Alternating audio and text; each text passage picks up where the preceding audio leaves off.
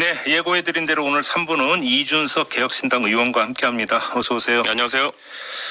당 상황부터 좀 먼저 여쭙고 예. 다음 얘기로 좀 넘어갔으면 좋겠는데 예. 허은하 이제 전 대표라고 불러야 되는 거죠? 원래 전 대표였습니다. 예. 원래는 아니었고. 아니 가처분 전에도 원래 전 대표였는데 그것 때문에 다툼을 한 거죠. 근데 법원에서 최종적으로 판단 내려준 거예요. 근데 왜 이렇게 어긋났어요, 두 분? 근데 제가 최근에 저도 이제 알게 되는 것들이 있잖아요. 예를 들어 10월부터, 그러니까 작년 10월부터 한참 전에 이 일이 불거지기 전부터 허은하 전 대표가 직인을 본인이 수령해서 가져갔다.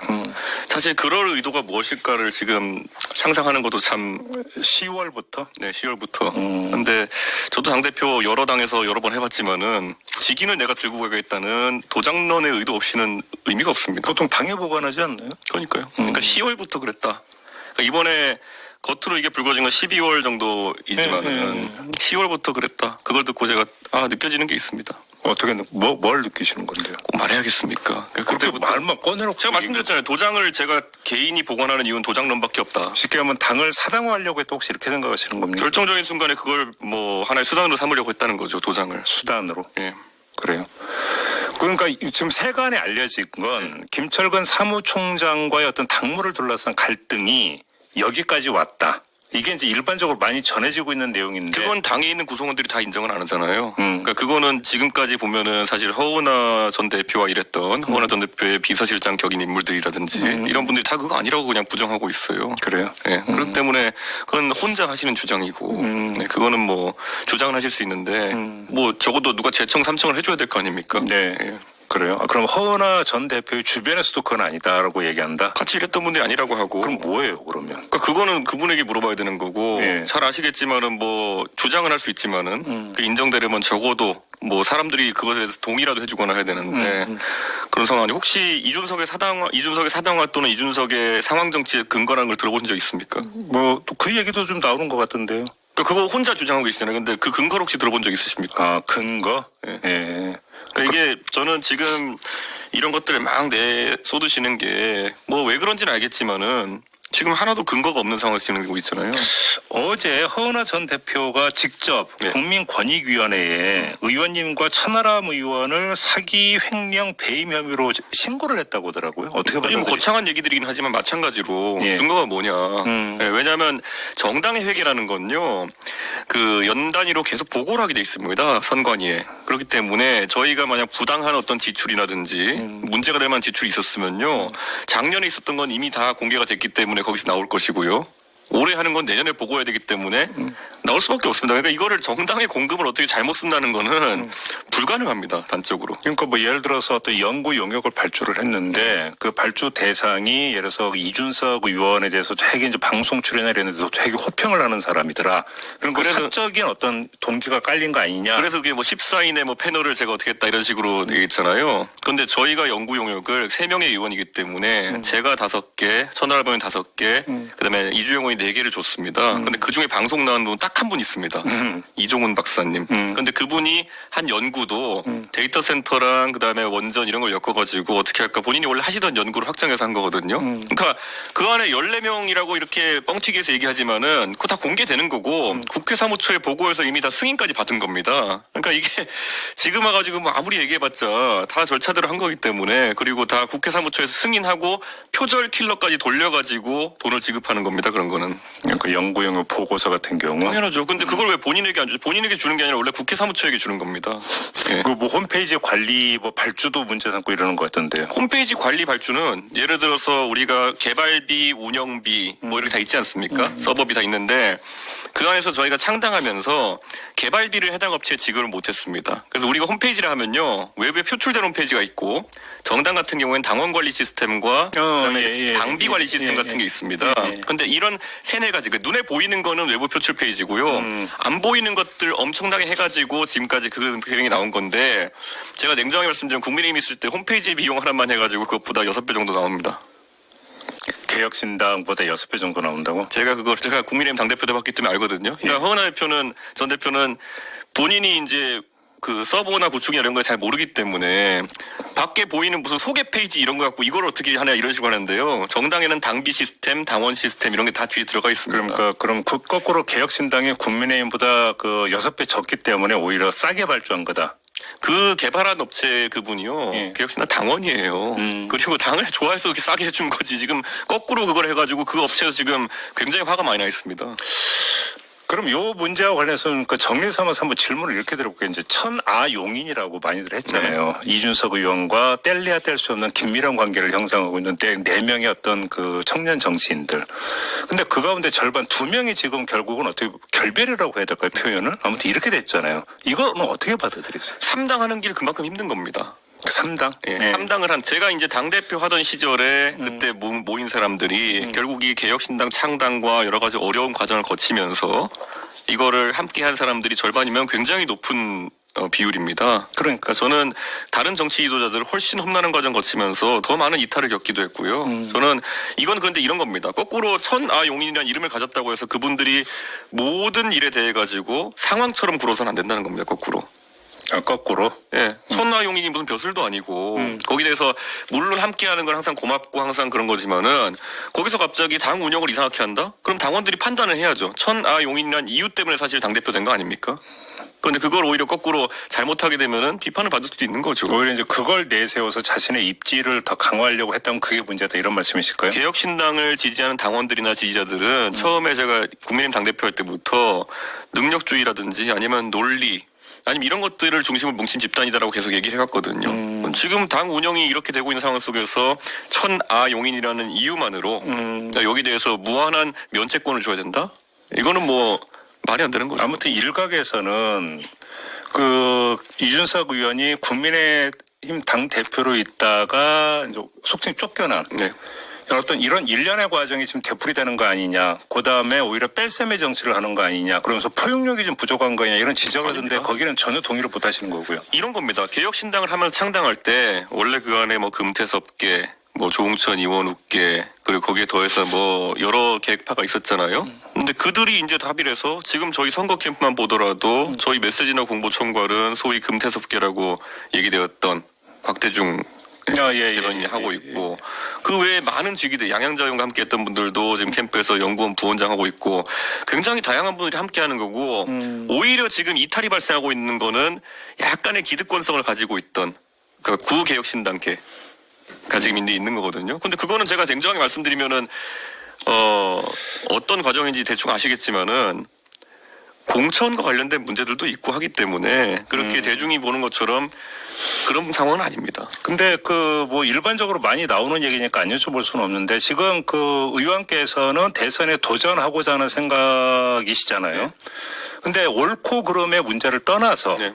근데 그 가도에서 허은하 전 대표나 이제 그 주변에 있는 인물들이 의원님을 향해서 계속 문제 제기를 하고 이런 뭐 폭로성 발언을 한다면 부담이 안 되겠어요? 근데 아까 얘기했던 것처럼 내용이라는 것이 느낌적 느낌 이런 거고 다들 그리고 지금 허은하 전 대표 주변에 서 있었던 인물들 그분들 개혁신당에 사실 저는 계신지도 몰랐던 분들도 있거든요. 그래요? 왜냐하면 지금 결국에는 허은하 전 대표 빼고 조대원 전 최고위원 빼고 모든 사람들이 지금 이 사안에서는 일치 단결이 있기 때문에 정말 급조된 당직자들을 막 이렇게 많이 넣으셨거든요.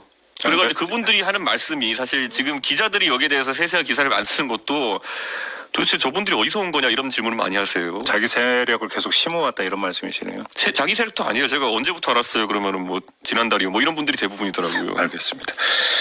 자, 당 문제는 좀 이 정도로 하고 예. 어제 그 명태균 특검법이 발의가 됐고 개혁신당도 이제 그 발의대회를 합류를 했더라고요. 의원님도 통과 찬성하시는 거죠, 그래서. 저희 의원 셋은 전부 다 공동 발의했고요. 예. 그러니까 이게 주변에서 기우제 지내고 제발 이준석이 명태균 건에 있어가지고 뭐 잘못한 게 있어라라고 하는 그런 예.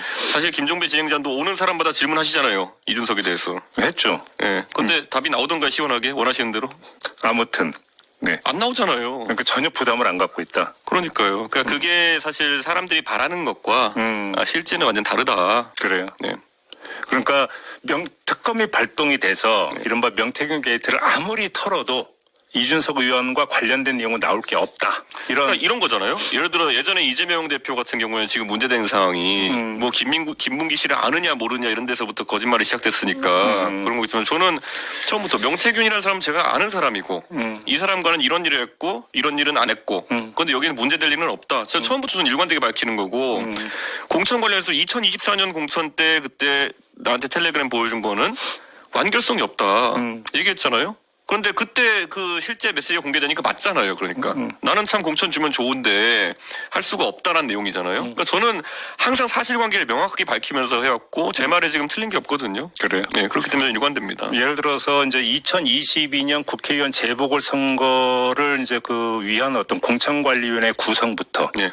공천 결정까지 1년의 과정에서 네. 예를 들어서 이제 그 의원님과 관련된 얘기는 주로 이제 그 부분에서 많이 나왔던 거잖아요. 네. 여기서 문제될 건 전혀 없다. 이렇게 예. 확신하시는 거죠. 저는 뭐가 문의가 들어오면은 예. 항상 그거는 공관위에 가서 얘기하세요. 이런 식으로 항상 일관되게 얘기했거든요. 공관위에 뭐 갖다 줄 거 있으면 공관위에 갖다 주고 얘기할 거 있으면 공관위에다 해라. 당대표가 영향 붙이는 구조가 아니다. 그래요. 네. 그때 이제 그 공관위 위원장을 윤상현 의원으로 임명한 게 이제 의원님 아니십니까? 예. 왜 그때 그분을 임명을 하셨을까요? 윤상현 의원이 그 중에 중진 의원 중에 몇 안 되는 비윤핵관 의원이었습니다. 그래요. 그래서 오히려 윤핵관의 그 영향력에서 벗어나는 게 되게 중요했고요. 그리고 윤상현 의원은 과거에도 그 사무총장이라는 걸 역임하면서 공천 관리라는 걸 해본 적이 많습니다. 근데 좀 나중에 명태균 씨의 녹취록이라 이런 데에서 드러난 걸 보면은 윤상현 의원도 윤석열 대통령 부부와 꽤 어떤 긴밀한 관계를 유지하고 있었고 유지하려고 했다라는 게 지금 녹취록에 나왔잖아요. 그러니까 그때 아닌 사람이 누구였을까요? 그러면 근데 그걸 알고 계셨습니까? 모르고 계셨습니까?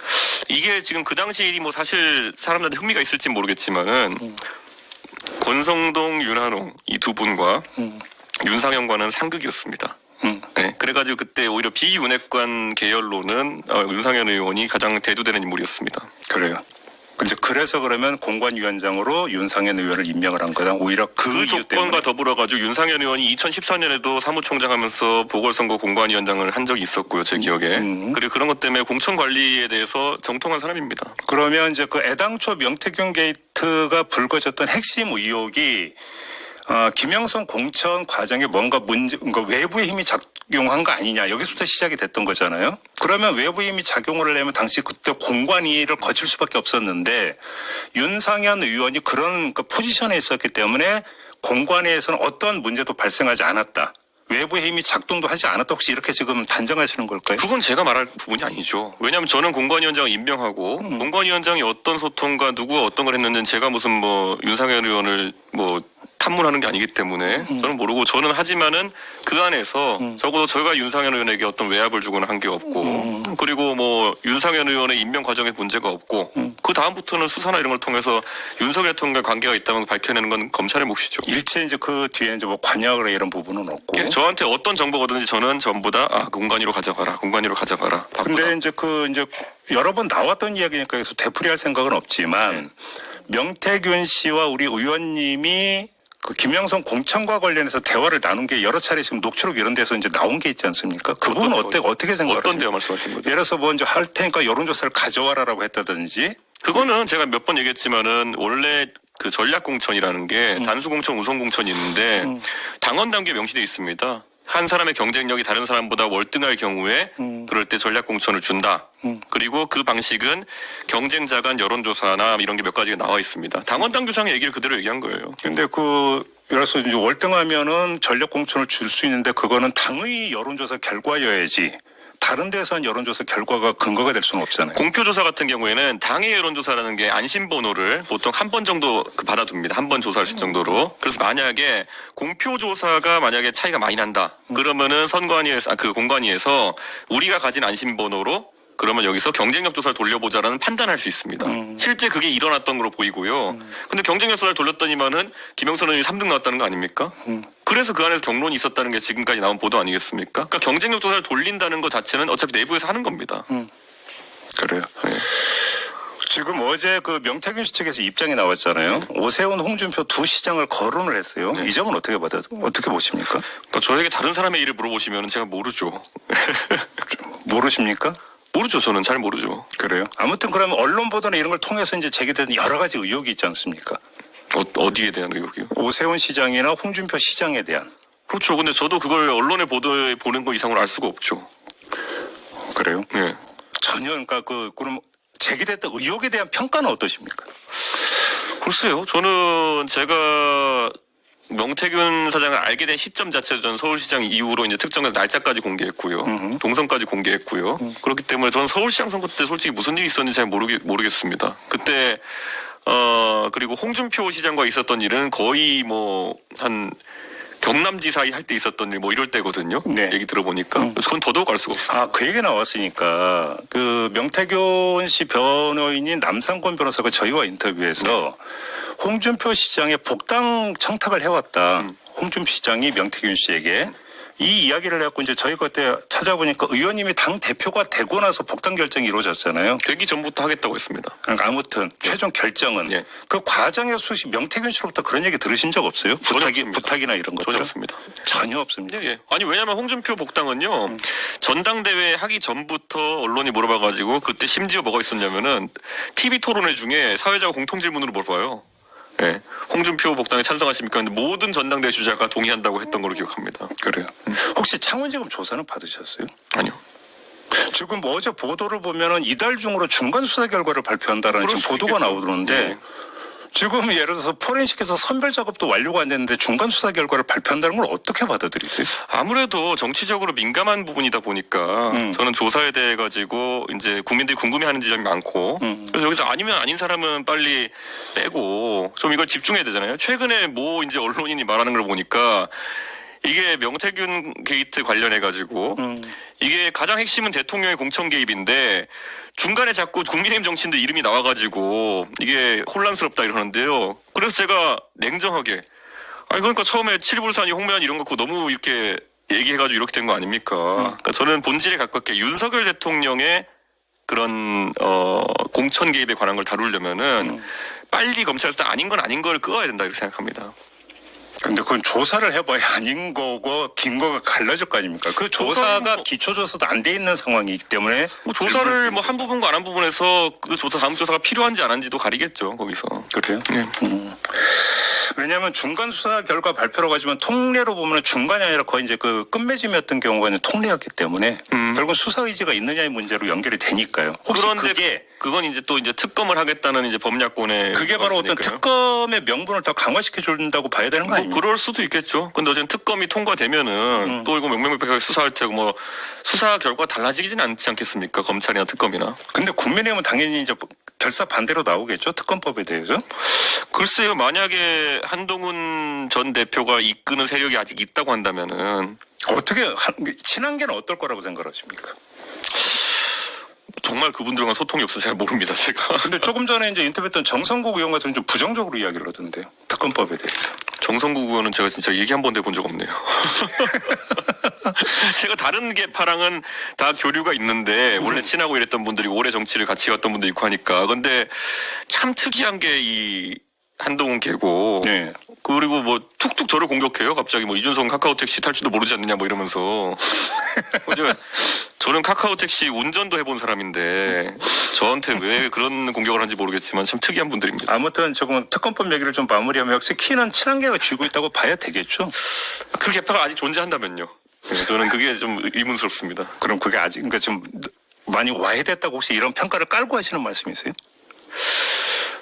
최근에 그분들이 어떤 단합된 행동을 하는 의원들이 그런 모습 보이기보다는 뭐 정말 원외 당직자 위주로 뭐 이런 유튜브 방송 같은 거 만들어가지고 한다고 하고 하니까 의원들이 생각보다 적극적으로 결집돼 있지 않구나 이런 생각을 했습니다. 아, 그래요? 예.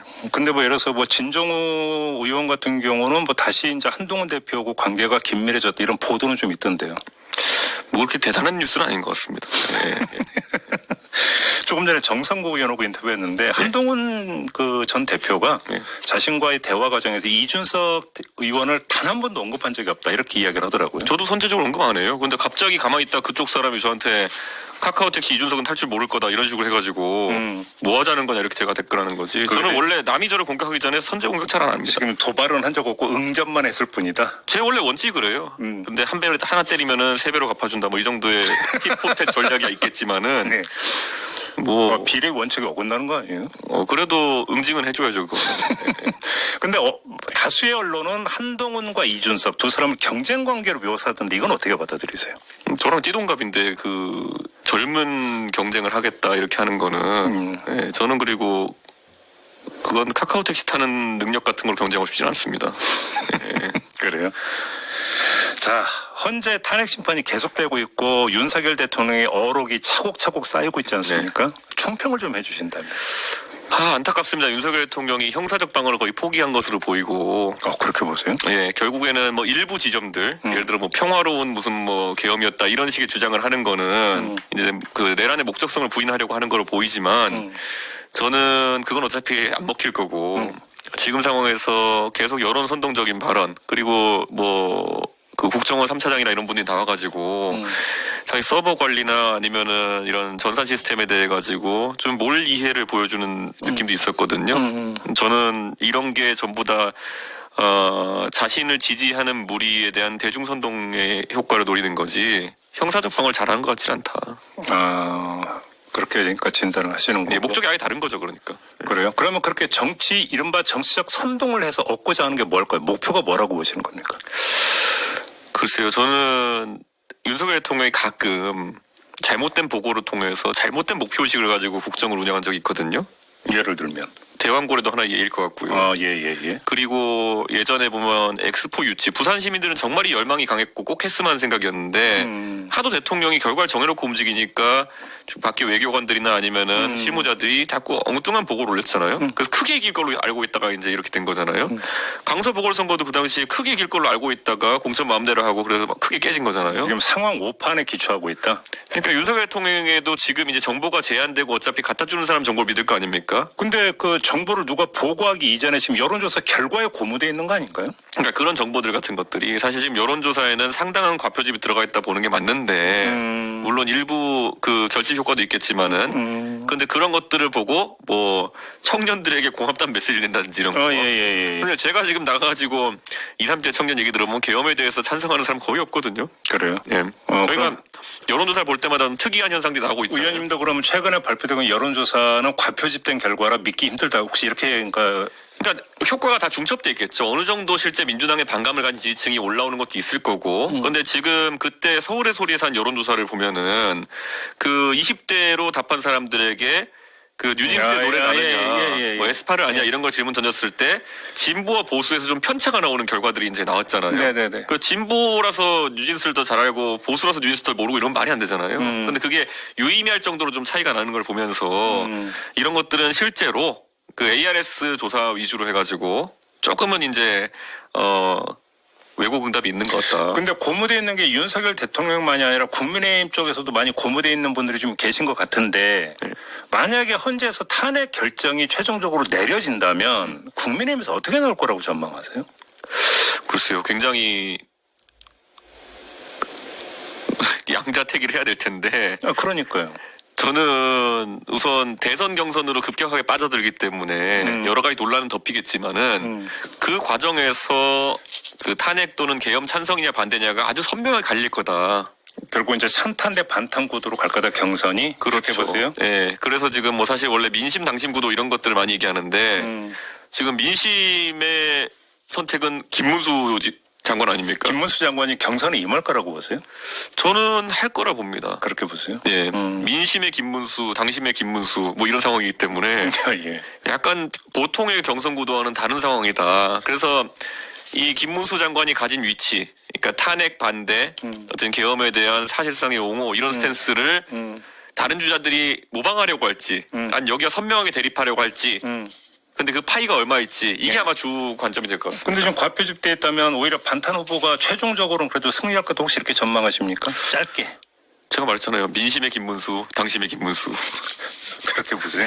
내일이 경선이면 이변은 없을 것 같습니다. 알겠습니다. 시간이 다 됐네. 마무리하겠습니다. 고맙습니다. 네, 감사합니다. 이준석 개혁신당 의원과 함께했습니다. 네.